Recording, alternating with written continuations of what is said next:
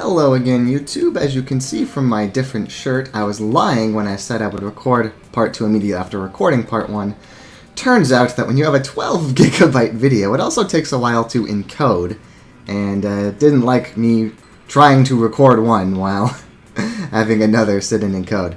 So I ran about a minute and then quit, but I didn't do any game decisions. I just wandered around the menus and explained stuff, so I'll just re-explain it.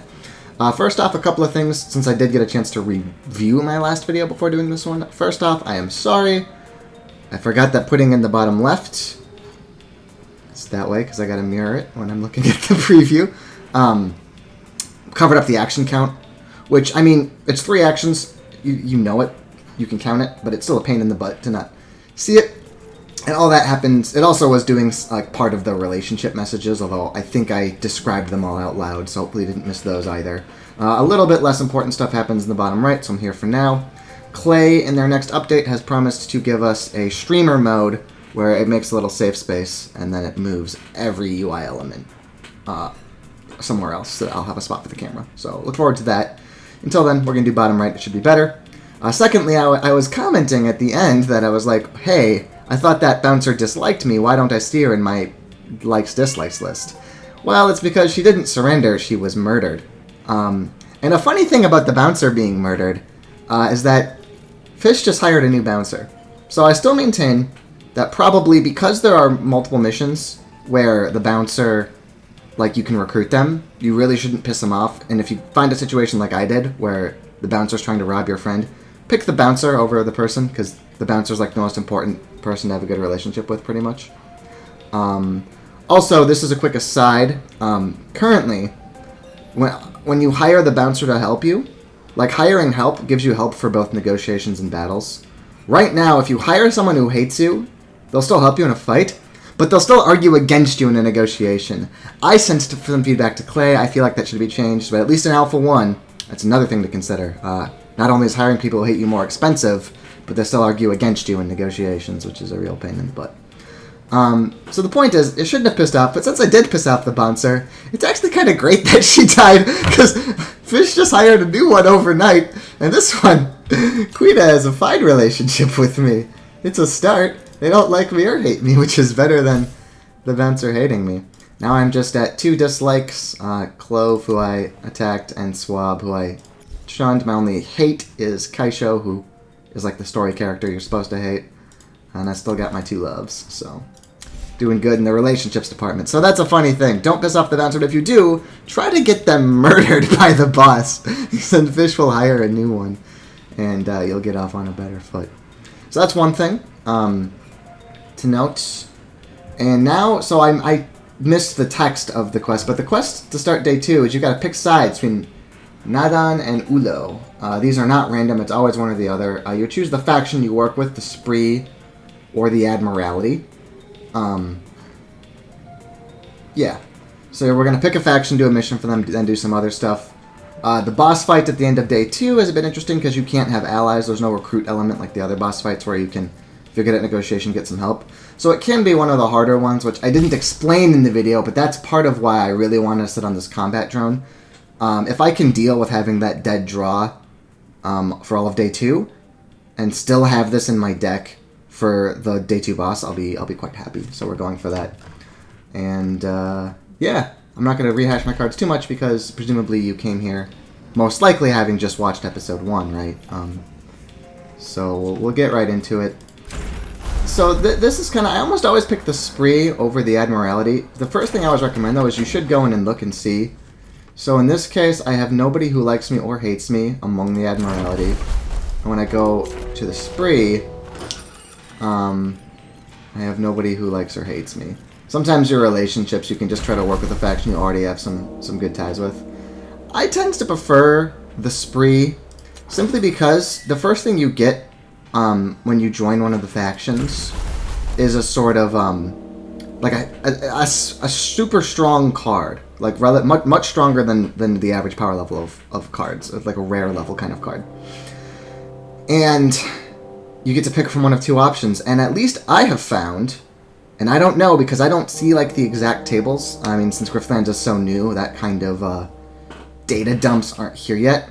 But it sure, at least anecdotally, seems to me like the Admiralty cards are way more likely to be Negotiation, your special card, and the Spree special card is way more likely to be Battle. And this makes it a kind of easy choice, because as I've explained, Negotiation, super easy. Our deck is 90% done. Battle, we need all the help we can get. Battle is, you win or lose on the strength of your battle deck. So in this game, as most, I'm going to pick the Spree. Having said that, there is a slight element where the Admiralty has cards that synergize with Diplomacy versus, you know, Spree. If you get a Negotiation card, it'll be a Hostility card. But it's just, either way, I really just want a Battle card if at all possible. So we're going to pick Nadon, so there's all this. He's going to agree to work with me. Sure. So now I pick my Spree card. Yeah, so I have Thirst and Assault. In this case, we're not doing Bleed. And do we have good assault targets? Repeat your last attack card. Well, yeah. If we get a lot of combo, repeating a Haymaker is quite good. And otherwise, we can repeat Rival Strike to get the 2 combo to get a free Stomp. We can repeat Counter to get 6 more. So yeah, look, this is quite a strong card, right? I guess it's unique, not technically rare level, but it's around the same power level as a rare card. And imagine if we were sitting and looking at 2 Negotiation cards here. We'd be like, oh man, I would have really liked something like Assault. So, here we go. Now, they used Hit and Run tactics to cripple an Admiralty Patrol. We need to finish them off. This is combat, not negotiation. Sure. So what are these cards we got here? Chamber, Sharpen, Gash. Sharpen is quite good, even if you're not a Bleed Synergy, just because it synergizes with, you know, kind of hitting them, but just our specific deck it's just so bad for. We're very defensive. Our counter is supposed to do a lot of the work for us. And then our other sub-themes is still a combo. Chamber, like we said, it works with our deck, but 2 chambers, I mean, the rarities obviously is not the same thing as power level in games like this, but rarities are a good sanity check in that if you're going to have more than one of the same common level card, stop and think about it. Right? How would we feel about having 2 chambers in our hand? He's better than 2 feints, but we're probably just going to get rid of some feints. We're trying to level them up so we can see what our worst feints are. Otherwise, we'll just sell the one with least experience. Hello, Tinker. Sorry, Tinker wants to show up in the... That's my boy. Where are you going to jump on? Jump on if you're going to jump on. Okay. Good kitty. Yeah, so we just don't want 2 chambers, right? We have actual good stuff to do. And we don't want to drown it out by just chambers. So none of these cards are any good.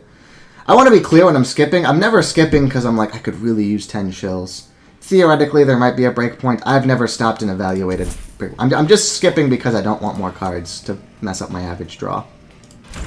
Just in case if you don't play deck builders, and it might not be immediately obvious that they work like this. So we can hire from the meat market to get a mercenary to help us in fights. I often do like to hire mercenaries for combat quests, just because it's someone else for the enemies to hit and it keeps my health pool up. So we're at least going to go ahead and peek our head in and see if we have relationships, because sometimes if it's your friend at the meat market, it's a lot easier. So he is 125, Prect is too expensive.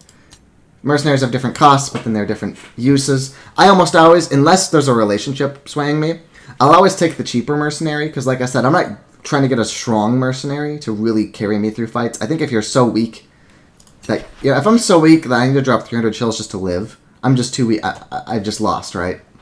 I lost before I reached that point. If I didn't use that to buy stuff that makes me stronger, I just need it to carry, yeah.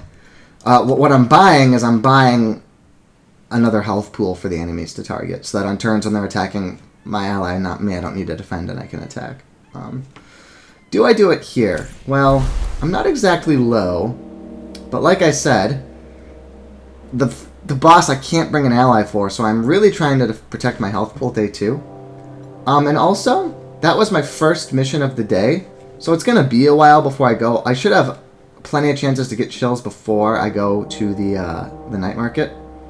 But this was only a 2-star combat, so this is kind of one of the interesting crunchy decisions. As much as I'm ragging on, like I said, the balance in this game is still a little wibbly-wobbly. It's so new.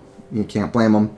This is one of the legitimately sort of tough decisions. This is why I play roguelikes, is for having to sit and make decisions like this. And in this case, I'm going to take the conservative approach because I feel strong.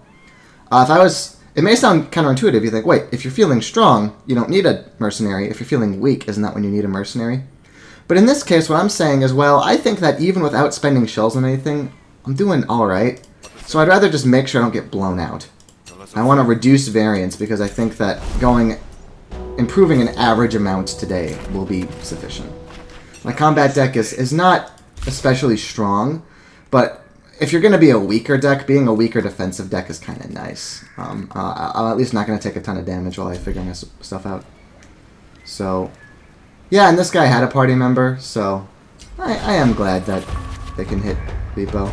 So he's powering up and he's... Oh, but these guys were... Oh, right, because it was wounded animals. Sweet.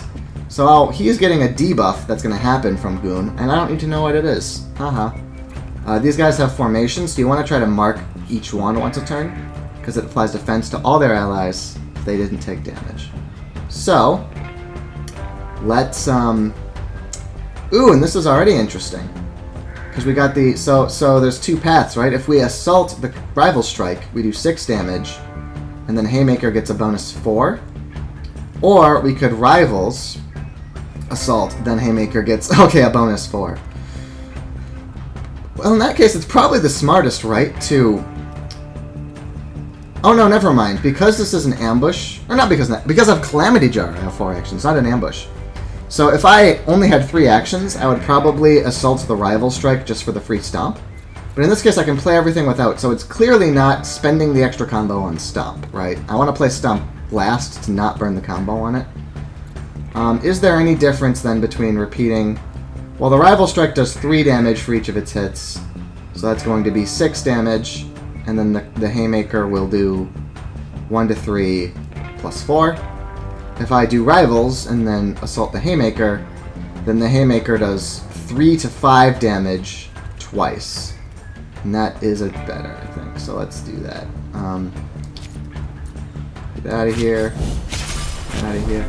Plus, I wonder if this... I actually never checked. So this has 6 of 10 progress. Does repeating the Haymaker give it double progress? I wonder. No, that'd be a little broken. That makes sense.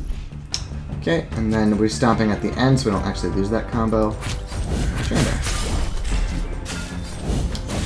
And like I said, if there was a negotiation side to this too, then my guy would help with negotiations. Okay, so this 9 damage is coming to me.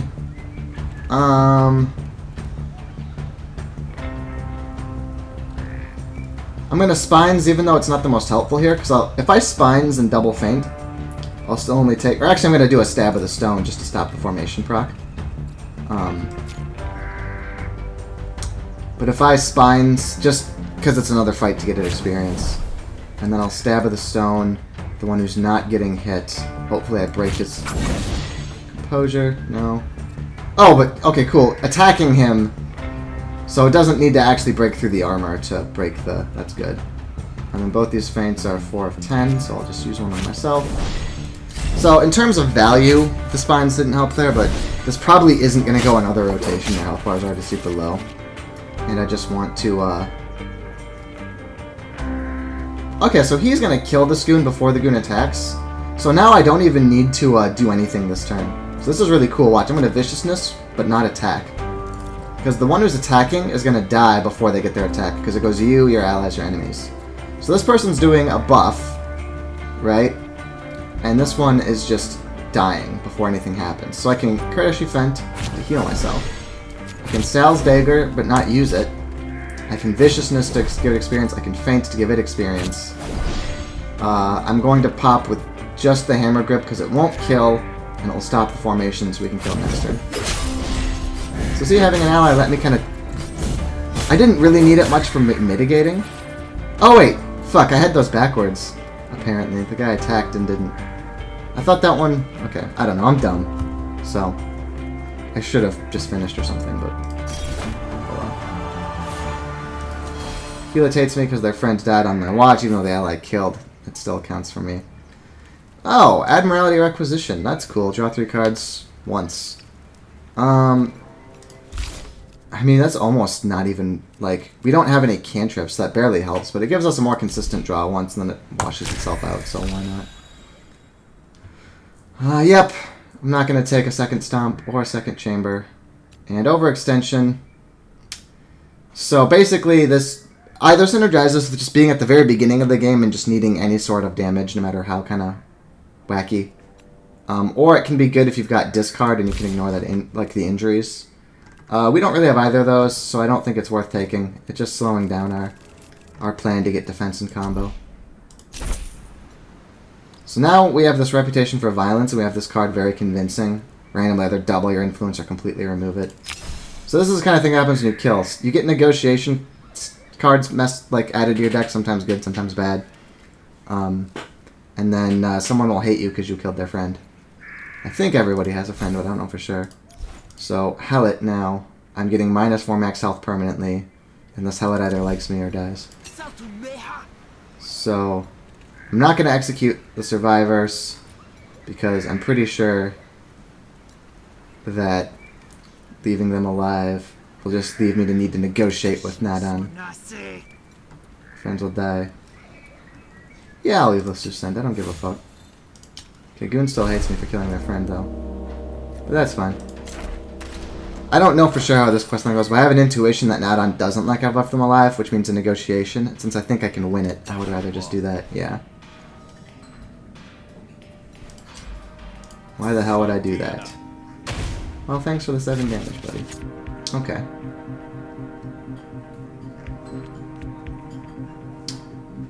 So he's the kind, the short fuse. All damage, mine and his, increases by 1. Whenever I destroy one of his arguments, it goes up by 1. And he just does nothing. He just fires me down, which is fine. We're going to burn this Threaten of Clarity now. We just want to kill this guy quick, and this is a good time to just get it out of our deck entirely.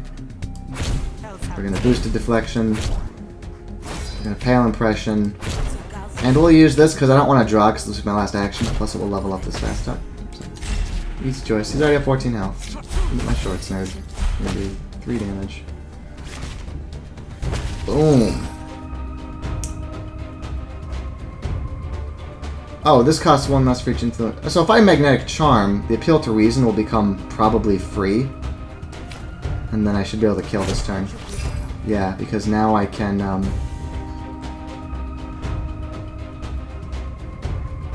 do both Beguile and Appeal. And does the order matter at all? No.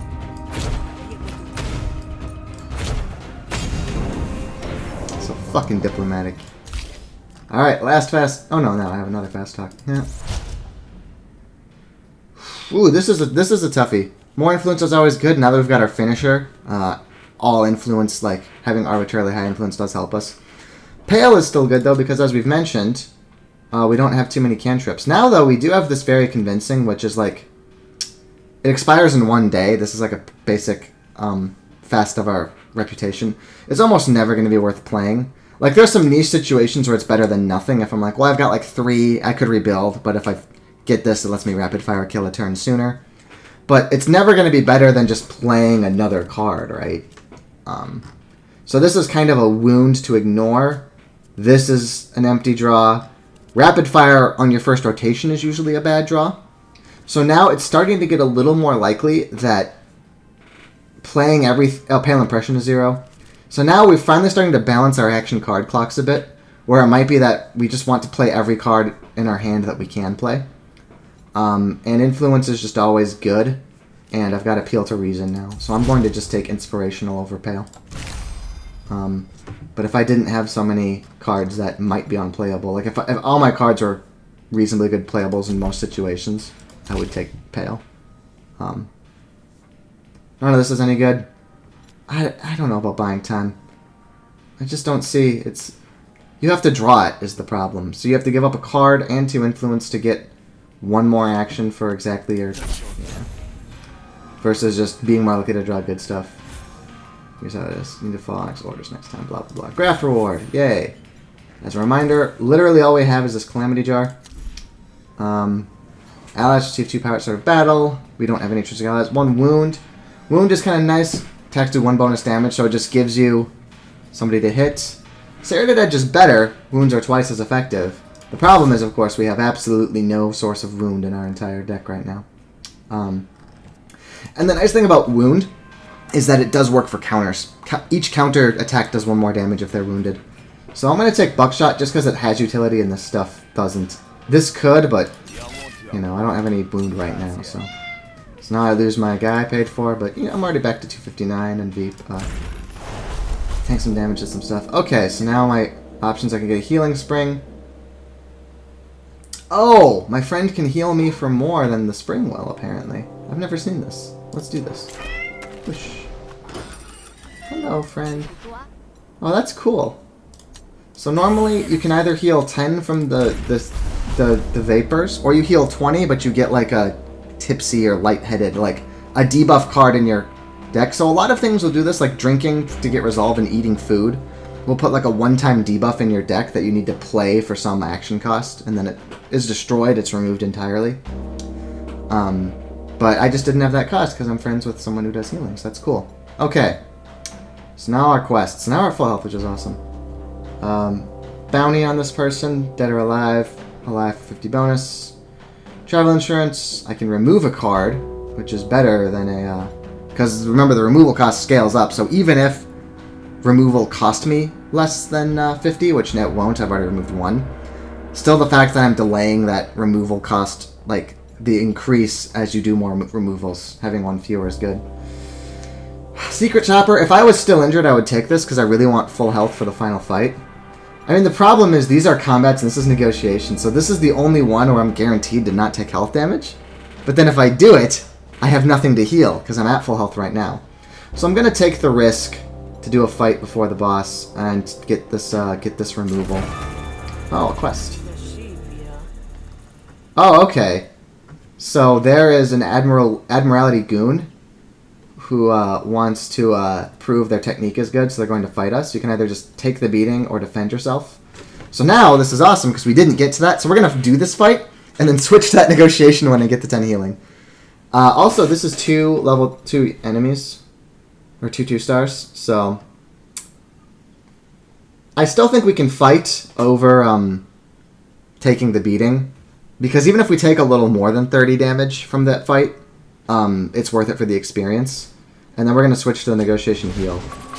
I might do the combat drone here over the... Wait, why do you have 2 health? What the... Oh! So the bouncer problem that I dealt with happened to them. This is the goon that I already fucking gooned, and I let him walk away.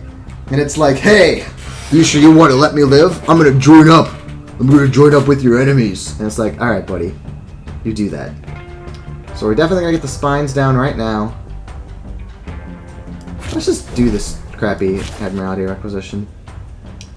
Can I get 2 combo? Nope, I can gain 1, but not 2. Let's gain a counter and kill this nerd.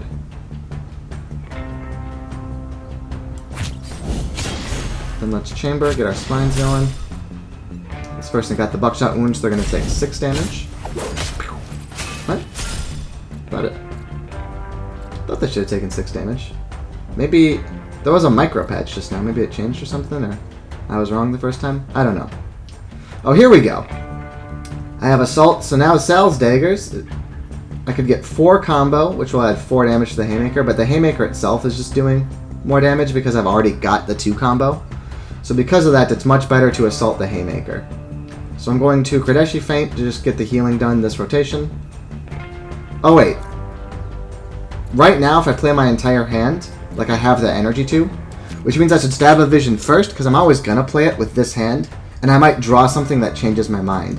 I severely doubt it, because I like always do this, but maybe there's something I want to do over Kradeshi. I don't need a combat drone anymore. I was saying I might, but I don't. Viciousness is only for the turn, so it's not that good here, unfortunately. Although, having said that, I'm about to end this person's whole career, so I'm going to Viciousness anyway for the experience. I honestly don't know if there's going to be more than like 1 turn after this, because watch this.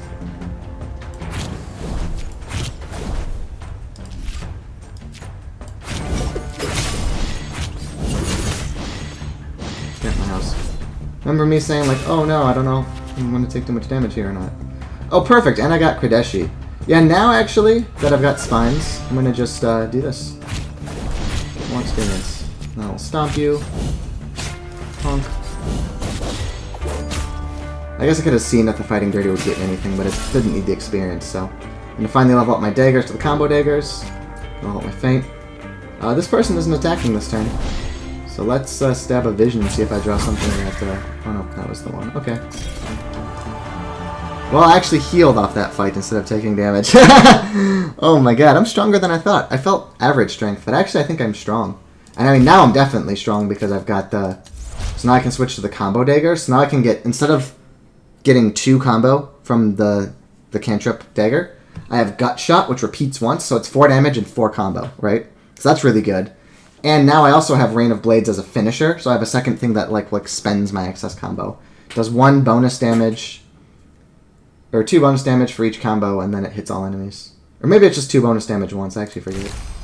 I usually do bleed over combo, but this is just better for it. My spines is 1 away, so hopefully maybe I can get into 1 more fight before the boss and level up my spines. What are the upgrades, actually? So I can either get 2... Well, I can either get 1 off the cost or 1 more for the counter. It's probably going to be 1 more for the counter, because... This is just so in big, protracted boss fights and stuff, I have some sort of, like, even though I'm just sitting and turtling, I have some sort of thing that will kill him. But I guess we'll see. I think it's boosted here because we're a defensive deck. I actually usually take Lucid, because it's like, you don't want to dick around for too long. You kind of want to get your attacks and kill them. So, like, your first rotation is sometimes you've got things like Spines that you need to play, like, abilities and kind of get established of it. But you should just be trying to murk some nerds by the second. But because I have Spines, sitting and turtling is like a strategy, right? Just so I don't necessarily need to draw a bunch of attacks if I've got good enough blocks. So I'm going to take Boosted, but I would usually take Lucid. Because usually I don't want to draw a feint more than once, is I guess what I'm kind of... Or at least, as long as I've got at least 1 feint that doesn't expend. Or something like Chamber. But in this case, I would rather have the consistent Boosted because I've got Spines. 20. Lumen Grenade is quite a good card. It targets all, so I really want to try to save this for multi-hitting. But against a single enemy, it's still good damage too, so it's a good one-off. And choosing cards. So Crushing Blow I always take early, because Stun, very, very good. Enemies hitting you is a bad thing. Not letting them hit you is a good thing. If there was ever a deck that doesn't take Crushing Blow, though, it's mine, right? I might still take it, but if there was a deck that doesn't, it's mine. So I guess I'm deciding if I always take Crushing Blow. Because Stun is so good. But the much better Stun is there's a 1-cost stun called Kidney Shot. And it does less damage, but who gives a shit? That's not why you picked this card, right? But because I have a lot of defense and some spines... Basically, the issue is obviously, in a one-on-one, Crushing Blow is fine. I have 4 actions. Even if I only had 3 actions, you Crushing Blow, it's like a time walk, but they lose... You both lose a turn, and then they lose health, right? But in a multi-fight situation, sometimes it's not as good. But you know what? Usually there's one enemy who's doing something more dangerous than the other enemies. And now with the... what's the name of my graft? The, The Calamity Jar? I'll be able to, like, Crushing Blow and do 1 defense card or whatever. So I think maybe I do, just because Stun is so good, and I'm going to be having a big 1v1 fight. Just if ever a deck didn't take it, it's mine. So I'm kind of sitting here thinking, is it really always correct to take Crushing Blow, no matter your deck? Oh, you can't Stun Lock, by the way. You can't act this turn, remove 1 stun at the end of turn. I'm pretty sure this is a typo. I'm pretty sure that if you stack, because I've had repeat Assault, like Assault and Kidney Shot to stun before, I'm pretty sure it removes all stun at the end of the turn, not 1. Because that, I mean, stacking stuns would be insane, right, if I could actually Assault and Crushing. You know what, though, we'll find out, because I will take it. I think every deck probably takes it. Now I killed somebody else, I have not only shitty cards. Well, I was saying for sure that after that fight I'm going to take this, but, I think I can fight, and now I really do want to level because my spines are 1 away from leveling. Also, you know, the Stomp, Haymakers 2, Chambers 1, but it's really the spines I would like to have higher level. So let's take Travel Insurance still, because we actually did super fine there. Oh, plus we're going to get easier time negotiation because Delian is here. Have to escort smugglers to a buyer. So this is also a combo card, but it repeats the attack instead. Well, do I have anything that cares about me repeating attacks? Viciousness does, but that's damage, not number of attacks, so it's not any different than a Haymaker. Right? Haymaker doing 2 bonus per is not that much different from Blade Fury repeating itself. And it's just how many finishers do I want versus cards that actually give me. I don't want a hand full of all finishers, you know? Yeah, I think it's better to just... This is not a strong enough finisher that I want another one. This is a sync for combo, but not a pure finisher. This is a pure finisher. I don't think Blade... You know what? No, never mind. Blade Fury is good enough to be worth it because of the way Wound works. Wound scales with number of attacks because it's just 1 extra per wound on the target. So if I'm in a 1v1, that buckshot applies to the same enemy every turn, and this Blade Flurry becomes a 2 to 3, which means it finishes out better than Haymaker does. Because Haymaker, for each point of combo, I'm going to get 2 more damage. For each point of combo on Blade Fury, I'm going to get 2 to 3 more damage. Plus, I can upgrade it, and then I can get boosted or rivals. So I'm going to take Blade Fury, but it's a close thing. You don't want to stack too many finishers. Let's get a better deal. So this is the one that I get this thing. And now I have 2 of these super shitty cards. See, this is the first time having draw with... Well, I guess I'm not going to say it was good, because I do have exactly like 3 cards worth playing. But I might Visionary. Yeah, I will. Because Pale on Intrigue is not that good here, and yeah, and Instincts would be much better. Because now, with this, I can, I would Flatter if I had any influence, but I don't, so I have to just Compliment. But now I can drop the Pale Impression. We're going to drop that on the 7. Finish it totally. Then defend, because he's double edge, and I have to. Plus, it will finish out that damage.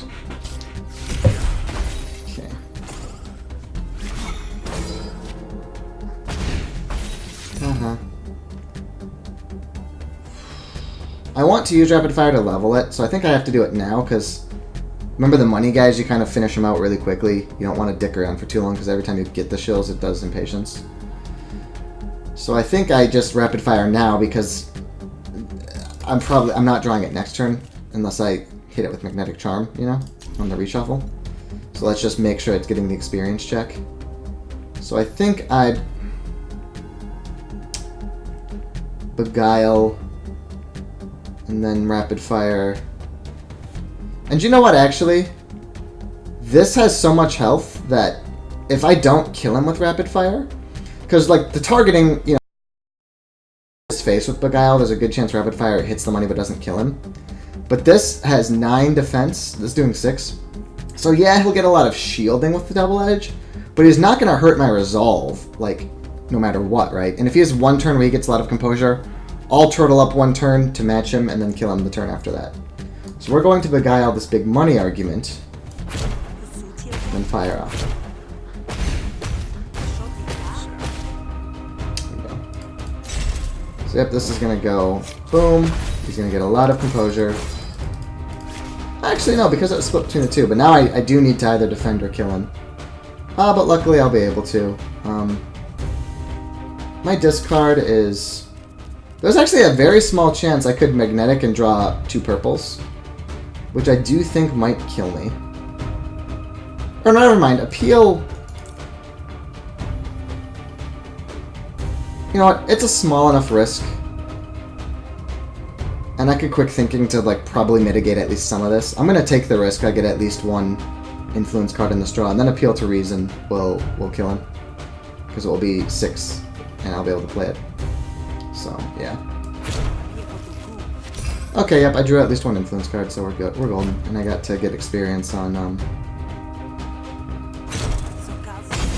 the Appeal to Reason. Okay, my last deflection level up. I think we do take the... Well, no. The problem is, once we get Calm, if we ever do, like, a Composure card that's green is what we really want. So this Deflection of Clarity is quite promising, because it'll be healing, it'll heal our resolve once, and then afterwards we'll just have 1 fewer purple card, which makes Magnetic Charm that much better. The problem is, I think 2 deflections, especially one that expends, one that doesn't, is maybe not enough against enemies with double-edge trait like he had. I might want the 3 deflections. But I've got quick thinking, which can usually draw something kind of like it. So I am going to... Oh yeah, also look here. Don't need 2 rapid fires, it's a finisher, you only need the 1. Build rapport is garbage. I guess in the very, very early game, you might need it, just if you really need to get influence going. If I didn't have these fucking very convincings, I would take a second solid point here. If you take this deck and cover these 2 up with your hands, we can definitely sustain another non-playable. But these are effectively non-playable wounds in most situations, so that's too many dead draws to want a second strong point. But anyway, yeah. I think I can risk this Deflection of Clarity because in an emergency against a double-edge guy, this will often give me a good, something that will stop him. It has 2 Composure draws in it. Travel Insurance. Yeah, I bet you're intimidated, buddy. Okay, I'm ready to go. So someone's probably going to try to rob our caravan. And I want to just not take damage. Okay, so Bax is, So this is interesting. I could almost certainly win this. I could take a bribe to just let my target die. Or I could defend. I'm not going to take the bribe. The question is basically, how hard do I think this fight will be? Because there isn't an injured goon in this one, unlike last one, right? However, I would really like to play my spines one more time and level it for the boss. But if I take a lot of damage, I'm going to feel like a huge fucking idiot. So the question is, do I think I can get through this taking a relatively low amount of damage? Oh, I'm going to risk it. Play the spines. He's taking most of it this turn, which is good. I must spines this turn. Now we're going to pop the Fighting Dirty, see if there's something that will help us. So I could either cripple, which will make me take a third less damage, which will be nice. I'm taking 11 from the guy who's hitting me, so that would go down to, what, 7? Or I could just get power. But I just drew my spine, so I don't need power. I'm going to just hide. So we're just going to minimize the damage I take. So who's hitting me? He's the one hitting me. Well, oh, it's 8, not 7. And now I can combo daggers, gut shot. He's wounded, so I'm going to pick him first. Double gut shot, now I get free stomp. Yeah. So I'm going to take 8 damage, but now that I've gotten the playing the spines out of the way, any other turn I'm getting hit, I can just sit and turtle, right? So, but they're just both buffing this turn, so that's fine. So now I've got to stop and think what I want to do because, so this guy is more injured, but he's the wound, so it's kind of a little mathy problem. But I think the first thing I'm going to do is say, this Lumen Grenade, yeah, consumables are strong. You don't want to hold on to a bunch of consumables looking for the hardest fight, because then they were dead draws in all the fights you didn't use them. I want the combat drone, because that's going to be really helpful against a boss that should be a one-on-one, to have a drone to soak some damage for me. But the boss is not 2 people. It's not until the end of day 3 there's another multi-enemy boss. So I'm just going to pop this Lumen and make sure I don't take any more. But I'm going to make it super unlikely I take any more damage. Because I'm going to start... Like, I get this free turn to shred these nerds, and then the whole next turn to kill anyone who's attacking me.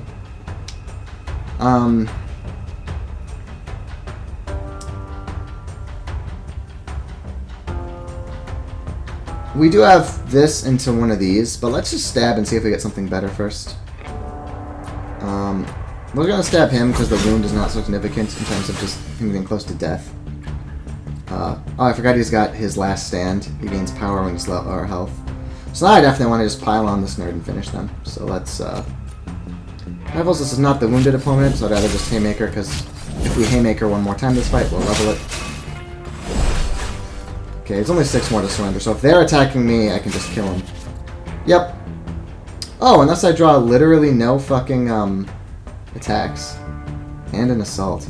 Well, the good news is, I mean, 5, 6, 7, 8, 9, 10, 11, 12, 13, 14 versus I'm taking... Oh no, because he's going to surrender. That's the nice... Yeah. I'm pretty sure I don't take damage. I mean, whether I do or not, this is the play anyway. But yeah, the first counter is going to make him surrender, so I'm not going to take all of this. Actually, I don't know if it, like, sequences in the surrender in the middle of his attack or not. We're going to find out. Okay, it did. Oh, no, it didn't. It just, the animation went all together. But, okay, I took some damage. Well, that sucks. But, now I can do this. Kudashi Feints to heal. See if the stun lock works. Never mind, you're just surrendering. Okay.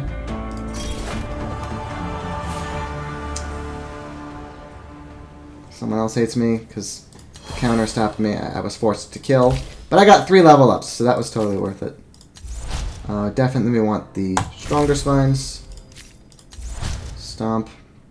I can either spend 1 combo, or... So I have 2 finishers now.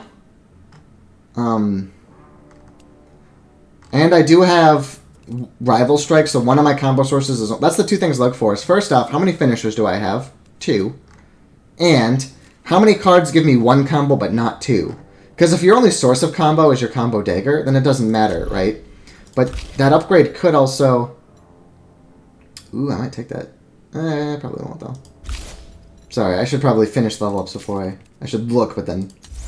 The point is, I want Pale because I could draw... It's actually quite likely I can draw the combo attack and not the combo daggers, so... This is significant. And my chamber upgrade, I can either gain more defense or more combo. Definitely more defense. I'm more of a defensive spine deck, so the combo is just another... It's another thing I get up to. But definitely, when push comes to shove, I like that I can just hide behind my spines and wait for them to win me the game. I don't think I take Cross. Well, maybe because of Assault, right? If I have a turn that's Assault, Cross, I get, let's say, 6 combo, and then I pop Blade Fury and there's an enemy with a wound. I think I can actually buy that. That's a good turn.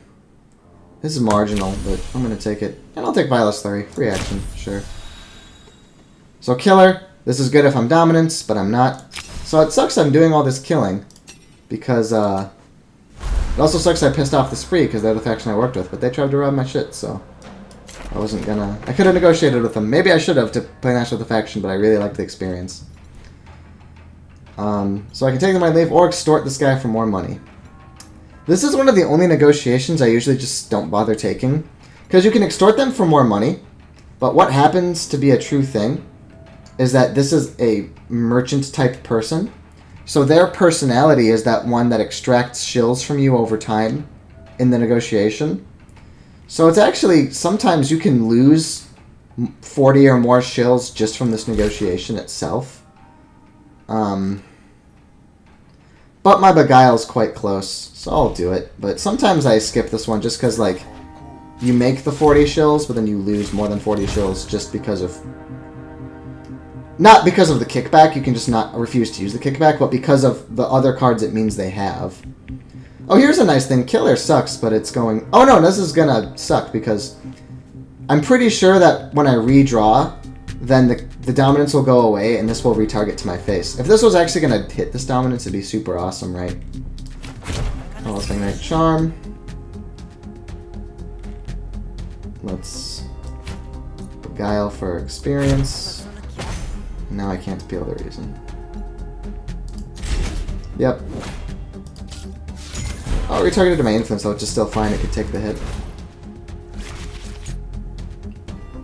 Okay. Let's level up Quick Thinking here, see what we can... Oh yeah, so this is the one. So all cards cost 5 shills to play, so if it takes me a long time to kill this, right, then it's like... I could lose more than 40. So I'm going to take 5. I need to do Flatter and not Compliment here, because I need to make sure we kill this fucking thing. And now we'll just grab a Quick Thinking, see if we can get some Composure or something. Yep.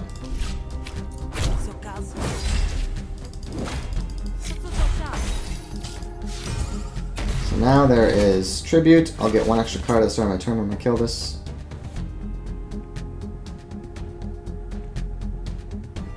This is when I'm going to risk the very convincing. Or no, I'm going to Pale first. And yeah, I will draw the extra card. Now I've got enough dead weight, and she's putting kickbacks in my hand, so the draw could actually be useful. Now let's next do the Pale, because this way I'll still get like the max damage. But then once all these cards are done, and I have this free action, sure, I'll go fishing, see if I can get 1 influence out of this. I'll only lose 1 if I don't, so... Wah.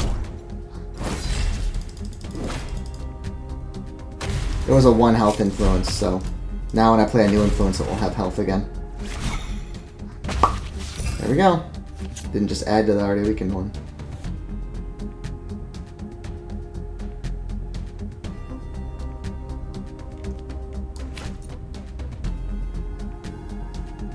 So bad deal sucks. If you end turn with it, does 8 fucking damage, so I need to kill it.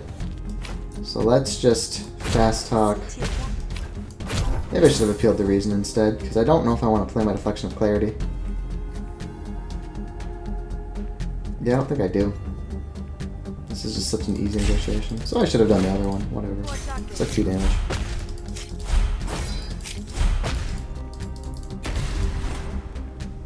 It's 4 composure. It's taking 8. Let's see what quick thinking gets us and make sure we level it. Okay, we can consideration. I can put at least 2 composure on it. Magnetic charm, see what we get. Our rapid fire will be I don't want to rapid fire because this has 2 composure on it. So it's gonna kind of soak 2 free damage for us. But if I rapid fire, these will retarget to my core argument, and I'll lose the benefit of the fact that this has 2 health and 2 composure. So we'll just actually no, we'll just do this. Right? And then hit her next turn when she doesn't have composure. There we go. So took no damage there. And now I can do this.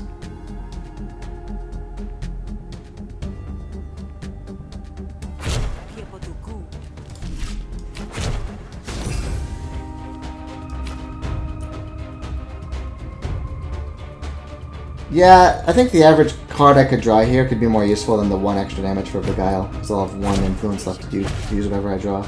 There we go. So I'm going to take the 6, well that's fine. I'm allowed to take influence damage, or resolve damage occasionally. You know what I mean? I'm still so far from being in danger. But you can see why this is just not a negotiation I always take. But it's nice now because I can get this Appeal to Reason leveled. Or not leveled up, but just quite closer. And nothing else here I care about, so just battle. Here we go. Technically Beguile leveled. Yay! Entrapment! One of my favorites. One of the only manipulations I always take. 6 resolve and bait is just, this is basically like a super composure card, but it's even better because it retargets, so it will stack attacks together and make it more efficient to defend. I love entrapment. Okay, now Beguile.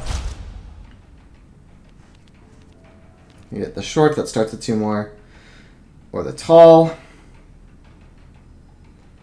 I mean, for tall breaks even on 2 rotations, right? So it's only better if I'm rotating my deck at least 3 times. I'm not going to rotate my deck 3 times all that fucking often. If I had a card that, there's one card that puts something in your discard to the top of your deck, then I'd take tall. I think that's the only situation. Otherwise, I think you should never be having a negotiation so long you would want tall Beguile. And this card, like I mentioned with Dirty Fighting, I always prioritize the upgrade over the higher number. Because even with 3 cards, you can pretty much always find something that will help you. And I'd rather have it be an upgraded card, right? So. 40 shells. I did make a profit just barely, and I got the upgrades, so it was worth it. But you see why sometimes that one can be a little trickier. Okay, I almost certainly want to remove a battle card, but because I got all these shitty negotiations, I'll quick look and test that assumption. Because most of these things actually deserve to be here, right? But I think I've got enough defense cards between... There was that one turn I didn't draw any, but even with spines, I think I can get rid of 1 more basic feint. Actually, though, I can get rid of Stab of Vision, and that'd be even better to get rid of. Yeah, that's what we're going to do, is get rid of Stab of Vision. Oh, wait. So I fucked up there. Before I left, I should have seen what the, that guy who I just got to like me, I should have talked to him and see what his love benefit would have been, because I could have just given him shills to make him love me. And now I can't go back there until there's another quest in that area. So I should have checked that. So now, before I go home, I go to the stall. Also, road event. This is a toll road. Now I definitely don't want to attack Ruck. Look at that fucking party. Holy shit. I could just pay the toll. If you're weak at negotiation, just pay the toll over attacking. This is like 1v4, like never take, basically, right? Unless you're some weird gimmick AoE deck. But I'm sure I can convince her to leave me alone. Especially because, like I said, the problem with the Act 2 boss fight that makes it kind of dangerous is that you can't negotiate anyone to help you. So in this case, I don't need to protect my resolve as much. So now that I'm playing Entrapment, I would like to share with you, my friends, my headcanon for the card Entrapment. Because it's one of my favorite cards. So remember, the flavor of what's happening here is she's saying, you need to pay, this is my toll road. And I'm trying to argue, hey, I don't think I should have to pay this. And since I'm diplomacy, not domination, or hostility, I'm making a point like, well, I mean, when you think about your commitment to other human beings and kind of what unites us, I think you'll find. So what is the flavor of the Entrapment card? So here's my interpretation of the flavor of the Entrapment card. Rock over here is saying, listen, I'm Admiralty, I say this is a toll, I am the law. And Sal's like, cool, did you know that lions are a type of fish? And she's like, what the fuck? And meanwhile, what she's doing, I'm like, also, by the way, I think you'll find I'm quite a good person, and you should really, she's like, no, we're going back to the lion thing. What? And then, let's see, I do a pale impression, and then I do a boosted deflection. What does composure on the Entrapment look like? She's like, what? Lions aren't a type of fish. They breathe oxygen, not water. And she's like, no, they've got gills. That's why they got the manes to hide their gills. So anyway, and she's like, what? But female lions don't have manes, and you can see there's no gills. And she's just on the lion thing while I'm arguing my point. So that is my headcanon for the card Entrapment, and I hope you have enjoyed sharing it with me today. This costs 0, so we'll just do it now. And if it used my last influence, it wouldn't have been a no-brainer, but as long as I have at least one left, I'll just do it first. Then I'll Visionary. What? Oh, it did gain. Okay, I was gonna say it didn't gain, but yeah, it's 3, not 6, so it did. Okay. And, yeah, lions are a type of fish. I think you'll find they don't have any they have fur and not scales. But I'm very convincing. That's kind of a weird turn. I think this is a time to pop very convincing. No, I'm gonna rapid fire regardless just to get at the experience, even though it's kind of a weak rapid fire. I just want to level this motherfucker. I don't need the deflection of clarity at all. She's not even fully establishing that lions aren't a type of fish this turn. She still has to do a little bit more arguing for me to concede. She's like, they don't swim. Like, I've seen some lions swimming, and she's like, well, yeah, but not like in the way a fish swims. Like, yeah, but at all. So let's Magnetic Charm first, see how much we get. So this is now 7, 8, 9, 10. Not quite lethal. Flatter will do 5. But that will spend the last, so we can't flatter and pale. So, yeah, actually, let's not even Diplo. Let's just do this to get an experience, do this to burst, and then next turn we almost certainly have lethal. She finally did it. She's like, no. She's pulled out her fucking Origin of the Species, or her cladogram, and she's like, look at the ancestors, and she's like, fine. You're right. This is Sal now. You're right. Lions are not a type of fish, and that was wrong of me to suggest. So am I free to go? And at this point, she's like, because Visionary kills, oh wait! Damn it. I was trying to weave this in narratively, because the point is that it's funny that she spent the entire time arguing against my point. I was just arguing to go, and she's going to let me. And she's still going to feel like she's won, because she made me agree that lions aren't fish. But the thing is, I want to rapid fire for experience here. But if the rapid fire hits the interrogate with both hits, then I will only have, or there's only one hit, yeah, not 2. Right? Then Visionary Fast Talk no longer does a guaranteed 3, it does 1 to 3. Which means I think we have to do this and not level up the rapid fire. But yeah, that's just like, am I free to go? She's like, yeah, sure. And she's sitting thinking she's smart, like, I'm real smart. I proved that lions aren't fish. And so I was just like, I never believed that, but it sure did wind you up. That's the entrapment card, and I love it. Okay. Roadside Market. Plaka. You hate me. Dark Cowl. Start the battle with 3 combo. Even though we're a combo deck, starting only for 1 turn, that's a pretty tall order. It's good exactly if I draw Haymakers and Blade Furies, but I know what I want to do. If I get a Thorny Spines turn 1, I'm not doing a big combo turn. I am first and foremost playing my Thorny Spines, right? So Cowl is just not... There's a card that gives you 1 combo every turn, and we'd probably take that graft. We're not taking this crappy little graft. Especially because we've only got 1 slot left. And since, like I said, bosses give graft rewards, and I want to prioritize my battle grafts over my negotiation grafts. Buy combat grafts that give you a lot of value, but don't just buy them to buy them because you have only 3 slots, right? And you're going to be getting good grafts just as the story progresses. Rake. We're probably removing, but let's see what we have to buy first. Oh my god. Boulder Stance is like just one of the best cards for every archetype. Because every deck plays cards, and every deck doesn't want to die to damage. So, Boulder Stance. And now we have the Boulder Stance fucking Spiny fucking Revolution. So every time we play any card, we're going to gain a defense, which means we're going to gain 3 counter. This is like... This is so fucking good. I cannot express it. But you'll find out, because you're going to watch how good we do. Yeah, this other stuff. Rebound seems cute, because I would get 2 counter if I had the Thorny, but it's just not that good. It's just... I gotta play. Okay, so now that I've done this, is there something I want to remove? Now that I know that every time I play a card, I'm getting some defense, maybe some of these feints or whatever matter less. But I still just kind of want to sit and turtle, right?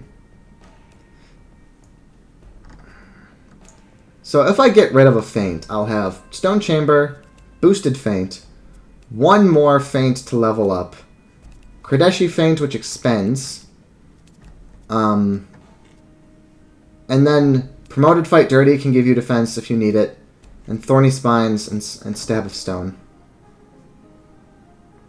So if there's a turn I want to just sit and play 3 defense or 4 defense cards, yeah, this is hard. I think I actually just get rid of the Counter Strike, because so I have this very, very good source of counter. What I haven't found yet are any cards that, like, your counter is twice as good or your counter inflicts bleed or whatever, right? I don't have any cards like that. So, counter is good in that it synergizes with having lots of defense, but the way I get to there is having Thorny Spines, playing a lot of defense, getting the counter from Thorny Spines. Getting the counter from Counter-Strike doesn't actually do anything special for me. So, it's actually Counter-Strike. And I'm glad I stopped to think about it. Okay.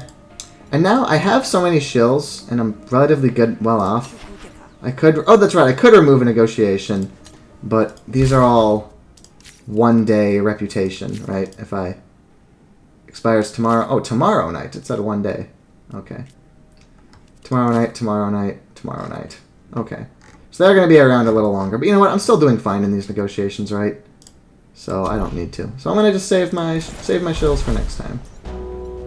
Okay, pick sides. So this quest is just for me to go talk to Fish to say I worked with Nadon, and then when I say rested in the back, she's like, someone was looking for you earlier. So someone's going to try to murk me in my sleep. This is the warning that if I was low on health, I could go and eat a fish cake to get health. I'm missing 8 health. That's not... I don't need a fish cake. Alright, friends. Boss battle number 2. It's an assassin. There's one of 2 different assassins you can get. This is the one who has this power-up. Sharpened Blade, whenever they damage you, you get a bleed card. It's a real piece of work. Well, hey. Fuck you.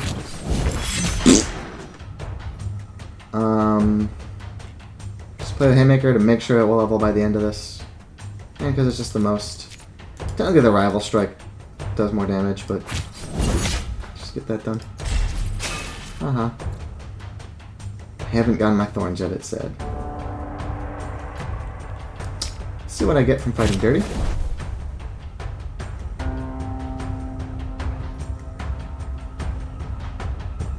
I have no sources of combo, so I think I take the Mud Tosser. How much damage is he doing? 6. So I do want... Oh, no, never mind. I don't need to play Kodeshi These two feints will defend me completely. So I can just play the Pale Stomp to play the Pale Stomp with 1, so I don't need combo. So it's either the Trip or the Enrage. Power, just 1 more damage each fight. But Wound, it does 1 bonus damage at the end of the turn, reduce Wound by 1. So when you stack Wound, it like... He's going to take 4 more damage, and he's only going to get reduced 1 each turn. And because of the Buckshot, you know what I mean? It's always going to be at 4 now, so that's pretty good. With Buckshot, it maintains those high-level wounds I get, so I can do this, this.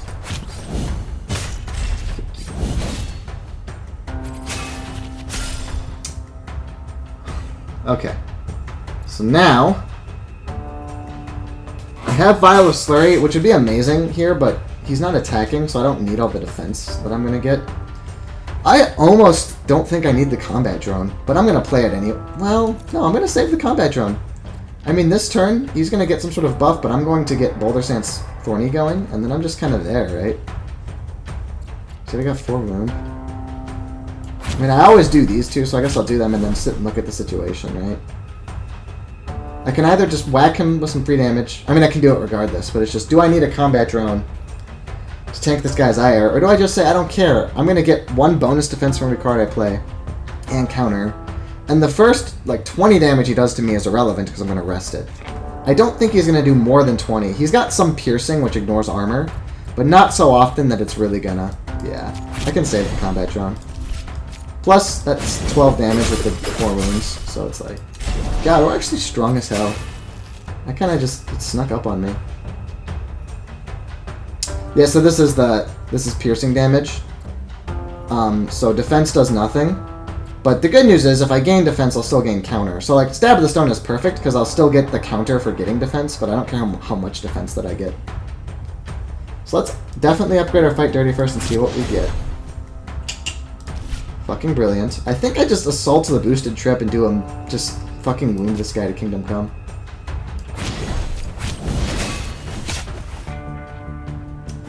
Oh yeah, he's got counter now too, so he hurts me. But that's fine. Because he's about to take... I have 9, and he takes 10 extra. So yeah, he's going to get this damage on me, but he's going to take... What is that? 50 minus 3 damage, is it? Or 60 minus... So 57 damage. He surrenders and he takes 65 more. Yeah. Stab of the Stone will make me take 5 more damage, but it will make him take 3 more because I'll gain counter. No, I don't care. I'm just gonna let it go now. So that hurts, but I'm still at the point where I'm gonna heal with a full at the end of the night. And fuck you. Holy shit. This deck's so fucking good. Well, let's... Yeah, he surrenders now. Well, let's Kradeshi for the healing, even though I don't need it because I'm gonna rest. Oh my god. I can't believe I spent this whole time talking up this fucking assassin, and then actually I just fucking clowned this nerd with the wound. I hadn't thought about that. If you can get, like, the boosted trip from Fighting Dirty, especially getting it twice, and with Buckshot to make sure it never goes down. It's just so gross. I accept your surrender.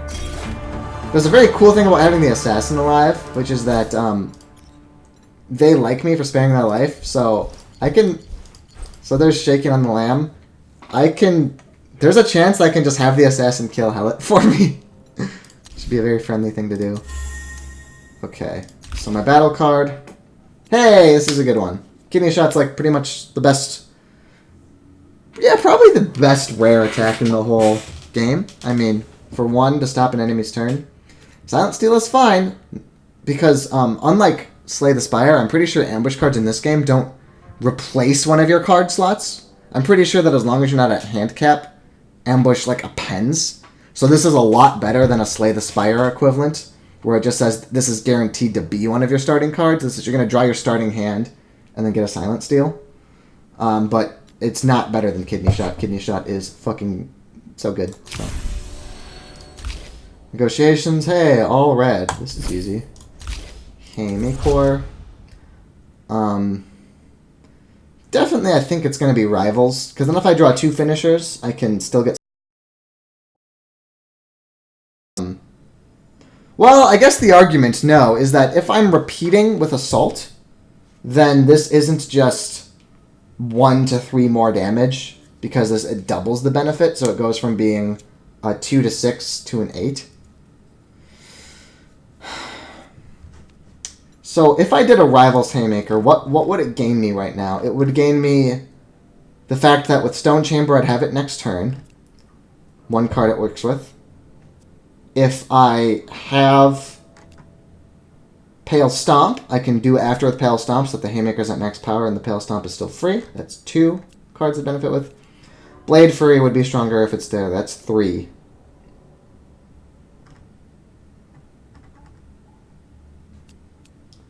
I could do a Rain of Blades and a...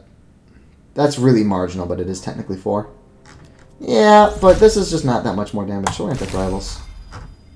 When in doubt, I'm going to take the one that, like... I know that I'm not losing out on a huge amount of utility from having the not much more flat damage.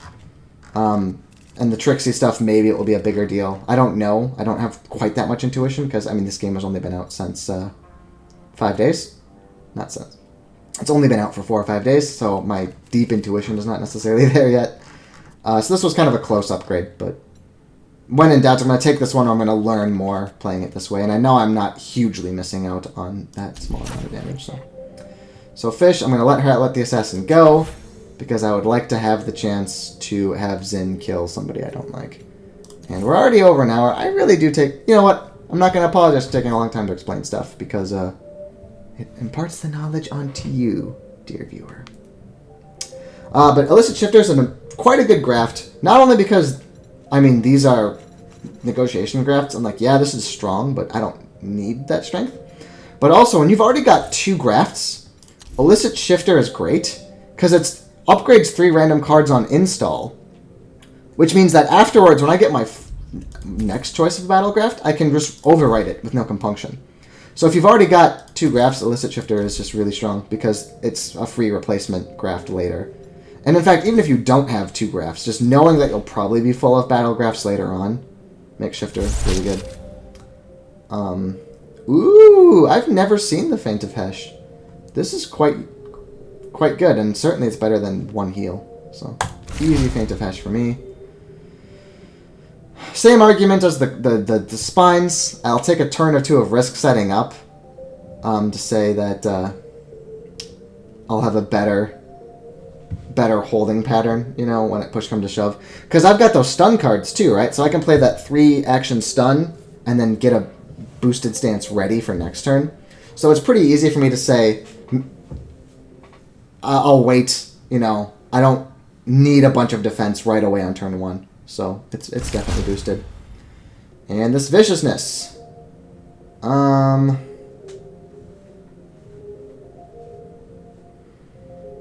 don't know.